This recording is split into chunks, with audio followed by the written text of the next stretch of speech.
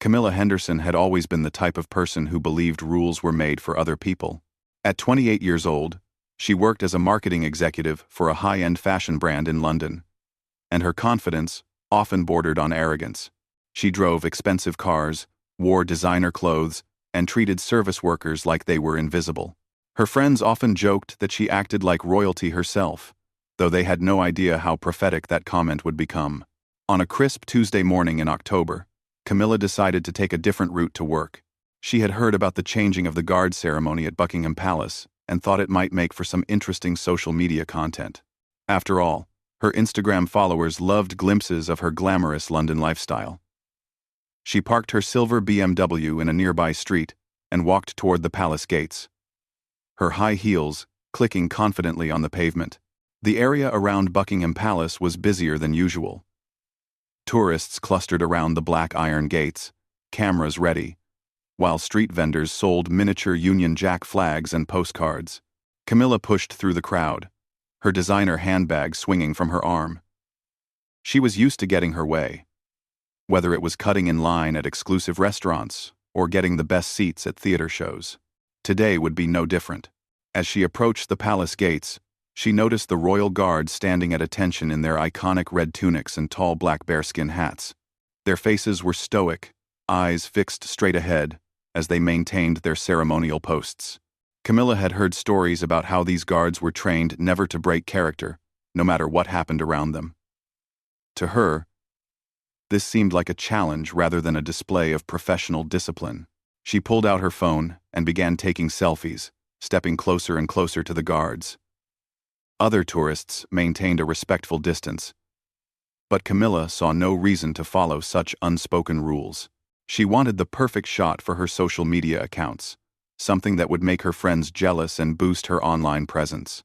The guard nearest to her remained motionless, his rifle held firmly at his side, his gaze fixed on some distant point beyond the gathering crowd. Camilla grew increasingly frustrated with her photos. The lighting was wrong. The angle was off, and she felt like the guard was deliberately trying to ruin her shots by not looking at the camera. In her mind, these guards were nothing more than living statues, there for the entertainment of visitors like herself. She had no understanding of the deep military tradition they represented or the years of training that went into their role. Growing bolder, she stepped even closer to the guard, until she was almost touching his perfectly polished boots. She made faces at him, waved her hands in front of his face, and even tried talking to him in a loud, mocking voice. The other tourists began to stare, some looking uncomfortable with her behavior. A few parents pulled their children away from the scene, sensing that something inappropriate was happening. The guard, whose name was Sergeant James Morrison, was a decorated soldier with 12 years of military service. He had served 2 tours in Afghanistan and had been selected for the prestigious role of Queen's Guard based on his exemplary record. Standing motionless in the face of provocation was part of his training, but what was happening now was testing even his professional limits. Behind his stoic expression, he was growing increasingly aware that this woman was crossing serious boundaries. Camilla's behavior became more outrageous by the minute. She started dancing around the guard, making mocking gestures, and loudly commenting about how boring and lifeless he looked. She even reached out and touched his uniform, brushing imaginary dust off his red tunic, while laughing at her own audacity. The crowd around them had grown larger, with some people recording the incident on their phones. Security personnel stationed nearby were beginning to take notice, but Camilla was too caught up in her performance to care. She felt like she was the star of her own show, entertaining the crowd while proving that these so-called royal guards were nothing special. In her mind, she was exposing them as mere actors in costumes, not the highly trained military professionals they actually were. What Camilla did not understand was that royal guards have specific protocols for dealing with disruptive behavior. They are trained to remain motionless for as long as possible, but they also have clear authority to take action when the situation escalates beyond acceptable limits. Sergeant Morrison was mentally noting every violation of protocol, every inappropriate touch, and every disrespectful gesture. His training had prepared him for situations exactly like this one. The morning sun was getting higher, and more tourists were arriving for the changing of the guard ceremony. Camilla realized she was running late for work, but she was too invested in her confrontation with the guard to simply walk away. She wanted to prove a point, though she was not entirely sure what that point was. Perhaps she wanted to show that authority figures could be challenged, or maybe she simply enjoyed being the center of attention, as she prepared for what would become her final, most serious mistake. Camilla looked directly at Sergeant Morrison's face. His jaw was set. His eyes remained fixed ahead, but there was something in his expression that should have warned her to step back. Years of military training had given him an almost supernatural ability to remain calm under pressure, but every soldier has their limits. The crowd around them had gone quiet, sensing that something significant was about to happen. Even the street vendors had stopped their selling to watch the unfolding drama. Parents held their children closer, and several tourists had their phones ready to record whatever came next. The morning air felt thick with tension. Like the moment before a thunderstorm breaks, Camilla took one more step closer to the guard. So close that she could see the individual threads in his red tunic and the perfect shine on his black boots. She could smell the leather of his equipment and the starch in his uniform. For a brief moment, she seemed to understand the gravity of what she was doing, but her pride would not let her back down. She had gone too far to simply walk away now. In that moment of heightened tension, with dozens of witnesses watching and cameras recording, Camilla made the decision that would change everything. She gathered saliva in her mouth, leaned forward, and spat directly at Sergeant Morrison's face. The white spittle landed on his cheek and began to slowly drip down toward his collar.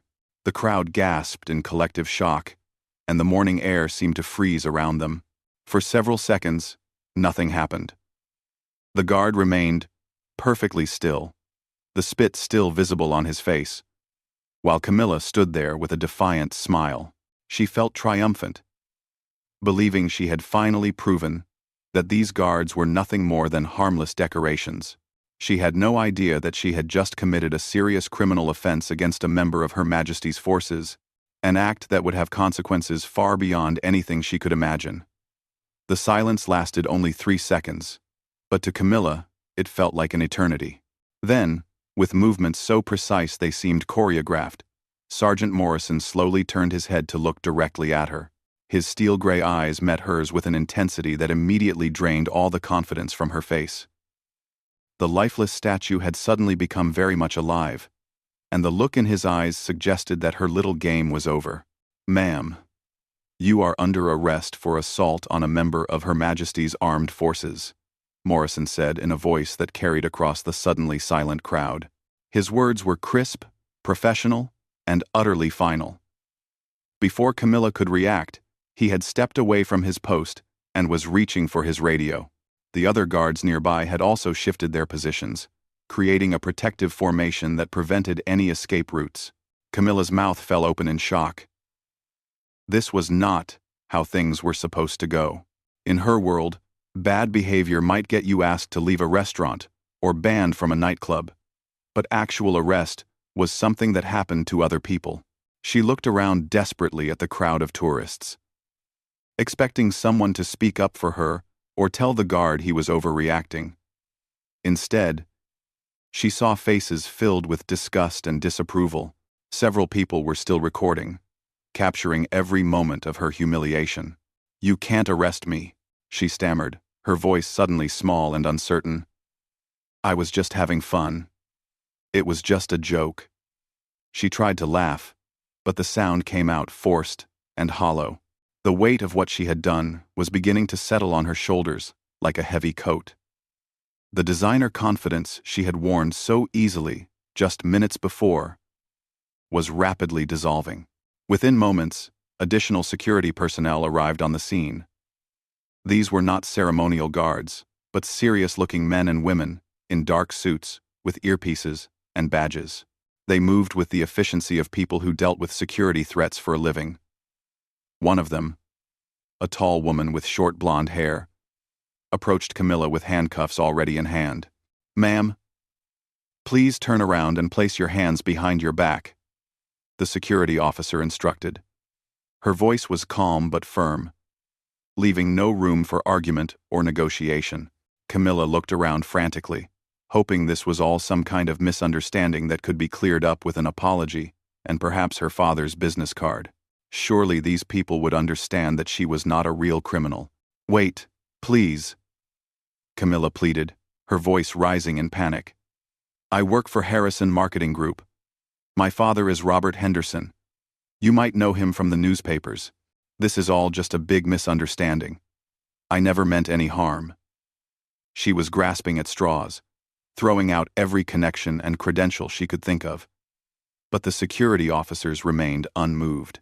The handcuffs clicked into place around her wrists with a sound that seemed to echo through the courtyard. The metal was cold against her skin, and suddenly very real. This was actually happening. She was being arrested at Buckingham Palace, in front of dozens of tourists with cameras, and there was nothing her money or connections could do to stop it. As she was being led away from the palace gates, Camilla caught sight of herself in the reflection of a nearby car window. Her perfectly styled hair was disheveled. Her expensive makeup was smeared from tears she had not realized she was crying, and her designer outfit looked somehow cheaper and more artificial against the backdrop of her humiliation. She looked nothing like the confident woman who had walked up to the palace gates less than an hour ago. The police station was a short drive away, but to Camilla it felt like she was being transported to another world. The back seat of the police vehicle was uncomfortable and cramped, with plastic seats that made her designer skirt ride up uncomfortably. She tried to adjust her position, but the handcuffs made even small movements difficult and awkward. Through the window, she watched ordinary London life continue, as if nothing had happened, while her own world was falling apart. At the police station, the booking process was unlike anything Camilla had ever experienced.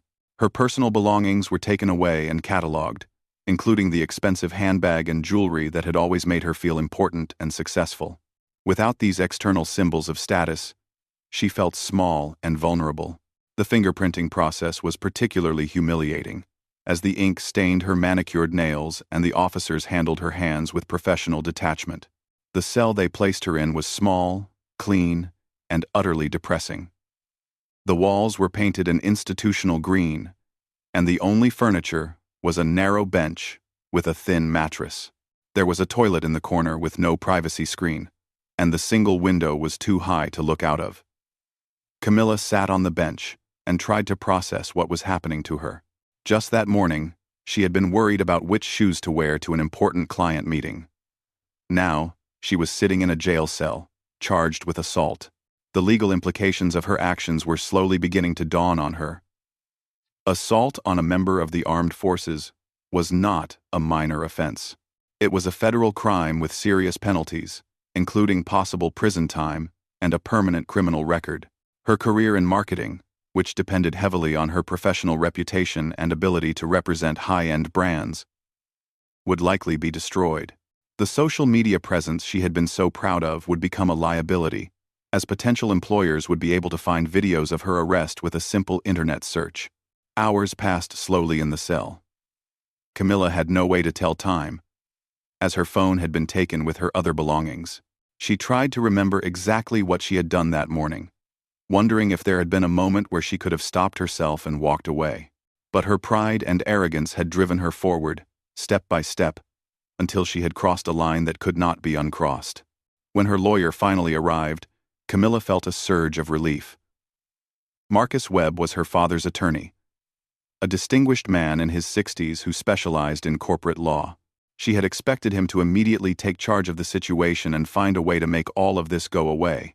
Instead, he sat across from her in the small conference room with a grave expression that told her everything she needed to know. "Camilla, I need you to understand the seriousness of your situation," Marcus said, opening his briefcase and pulling out a thick folder. "The charge against you is assault on a member of Her Majesty's Armed Forces while they were performing their duties. This is not a minor offense that can be plea bargained away or settled out of court. The Crown Prosecution Service takes these cases very seriously." The color drained from Camilla's face as Marcus explained the potential consequences. She could face up to 6 months in prison, a substantial fine, and a criminal record that would follow her for the rest of her life. Her employers would likely terminate her contract immediately, and finding new employment in her field would be nearly impossible. The professional reputation she had spent years building would be destroyed overnight. "But surely there's something we can do," Camilla protested, her voice cracking with desperation. "I can apologize. I can make a donation to a military charity. My father has connections. Surely someone can make this go away." Even as she spoke the words, she could see from Marcus's expression that she was clutching at straws. Marcus shook his head slowly. "Camilla, this isn't about money or connections. You assaulted a soldier while he was performing his duties in front of Buckingham Palace. There are dozens of witnesses and multiple video recordings.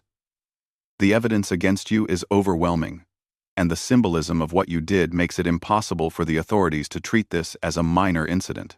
The next several hours were a blur of legal procedures and paperwork. Camilla was formally charged and released on bail, with strict conditions that included staying away from all royal residences and reporting to the police station twice a week. As she finally walked out of the police station, she felt like she was stepping into a completely different life from the one she had known that morning. The media attention was already beginning.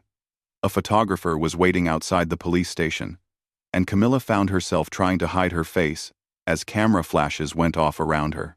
The story was spreading on social media, with the hashtag #SpittingTourist already trending on Twitter.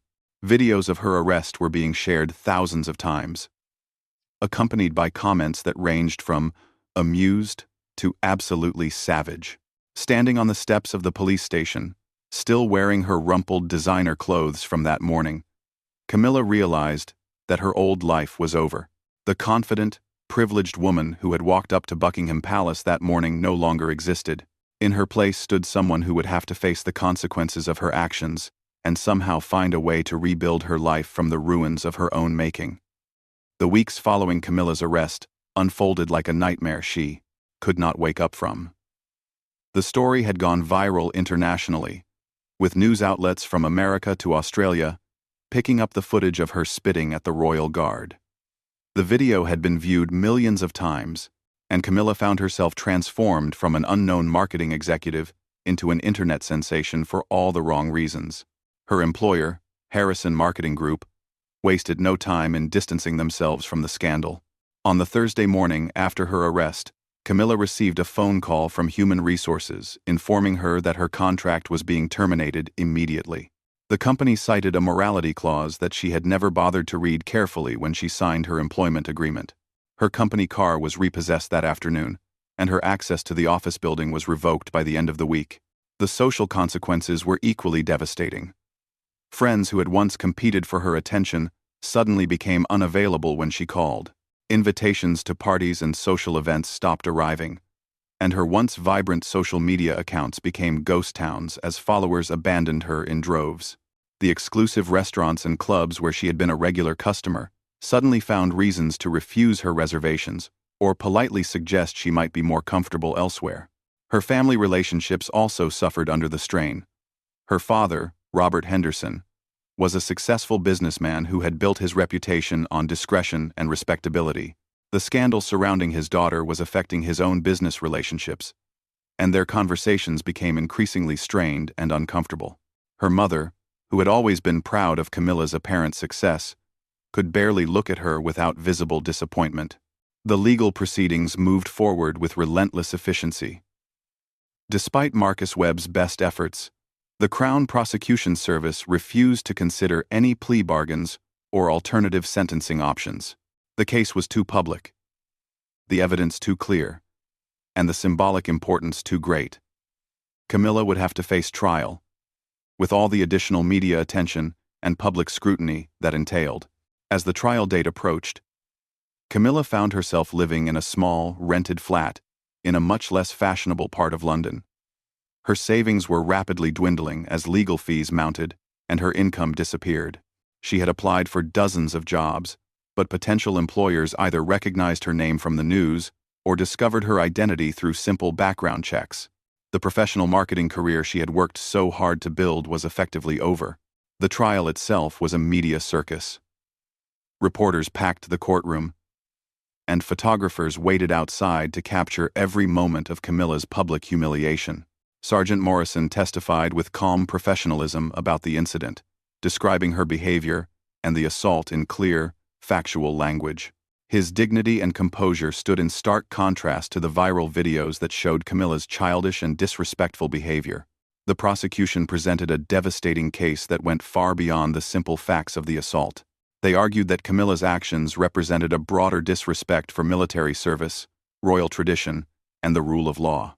The prosecutor painted her as a privileged individual who believed she was above the normal rules of society, and who needed to face the full consequences of her actions as an example to others. Camilla's defense attorney did what he could, arguing that his client had shown genuine remorse and that her actions were the result of poor judgment rather than malicious intent. He emphasized her previously clean record and asked for leniency, suggesting community service and a substantial fine rather than prison time. However, the overwhelming evidence and public nature of the case made his arguments seem weak and unconvincing. The judge, a stern woman in her 60s with decades of experience in criminal law, was clearly unimpressed by Camilla's behavior both during the incident and in the courtroom. When delivering her verdict, she spoke about the importance of respecting those who serve their country and the need for meaningful consequences when that respect breaks down. She sentenced Camilla to 4 months in prison, a significant fine, and 2 years of probation following her release. The prison experience was unlike anything Camilla had ever imagined. Holloway Prison was a world away from her previous life of luxury and privilege. She shared a small cell with another woman, ate institutional food, and followed a strict daily routine that left no room for the spontaneous indulgences she had once taken for granted. The other inmates treated her with a mixture of amusement and contempt, seeing her as a spoiled, rich woman who had finally faced reality. During her time in prison, Camilla was forced to confront the person she had become. Without the distractions of work, social media, and constant entertainment, she had to face the uncomfortable truth about her behavior and attitudes. She began to understand how her privilege had insulated her from consequences, and how her arrogance had hurt others throughout her life. She started attending counseling sessions offered by the prison, initially just to break up the monotony of prison life. But gradually, she found herself genuinely engaging with the process of examining her behavior and its impact on others. For the first time in her adult life, she began to consider how her actions affected people around her and how she might need to fundamentally change her approach to life. The counseling sessions introduced her to other women who had made serious mistakes and were working to rebuild their lives. She met a former drug dealer who was studying for her university degree through correspondence courses, a woman who had been involved in fraud but was now training to become a counselor herself, and many others who had found ways to create meaning and purpose despite their circumstances.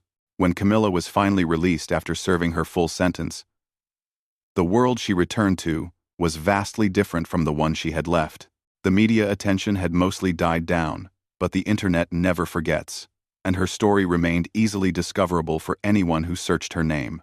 She had to rebuild her life from scratch, without the financial resources, social connections, or professional reputation she had once relied upon.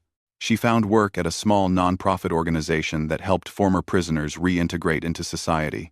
The pay was a fraction of what she had earned in marketing, and the work was challenging in ways she had never experienced before. But for the first time in her life, she felt like she was doing something meaningful and important, rather than simply advancing her own interests. Slowly, painstakingly, Camilla began to rebuild her relationships with her family. Her parents were initially skeptical of her apparent transformation, having seen too many false starts and empty promises over the years. But as months passed and her commitment to change became clear, they began to cautiously welcome her back into their lives. She also began volunteer work with military veterans, initially as part of her probation requirements but continuing long after those obligations were fulfilled. Working with former soldiers who struggled with physical and mental health challenges gave her a deep appreciation for the service and sacrifice that she had mocked so thoughtlessly that morning at Buckingham Palace. Years later, Camilla would look back on that moment of spitting at Sergeant Morrison as both the worst and most important day of her life. It had destroyed everything she thought she valued, and forced her to confront the shallow, selfish person she had become. But it had also opened the door to a more authentic and meaningful existence than she had ever known before. She never forgot the lesson that actions have consequences, especially when those actions show disrespect for others who deserve better. The royal guard, who had stood so patiently while she humiliated herself, had taught her something more valuable than any marketing strategy or social media technique: that dignity, respect, and service to others were worth more than all the designer clothes and expensive cars in the world. The woman who had once believed that rules were made for other people had learned, through painful experience, that everyone is subject to the same fundamental principles of respect, responsibility, and basic human decency. And while the cost of that lesson had been higher than she ever could have imagined, she ultimately came to see it as the most important education of her life.